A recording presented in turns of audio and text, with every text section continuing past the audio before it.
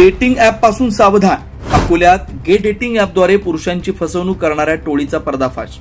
अकोल्यात gay dating ॲपद्वारे पुरुषांची फसवणूक करणाऱ्या टोळीचा पोलिसांनी पर्दाफाश केलाय. सध्या गे डेटिंग ॲप समलिंगी पुरुषांसाठी फसवणुकीचा मोठा अड्डा बनलाय.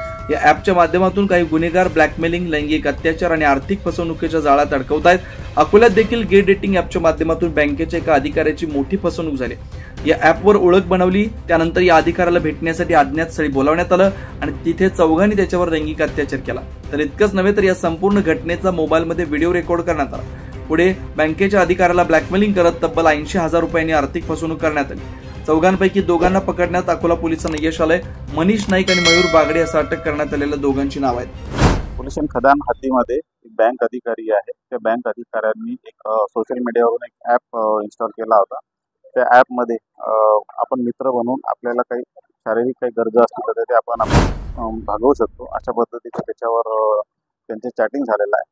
त्या चॅटिंगवरून मग ते दोघांनी भेटायचं ठरलं आणि ठरल्यानंतर हा जो आरोपी आहे हा त्यांना घेऊन एका ठिकाणी गेला.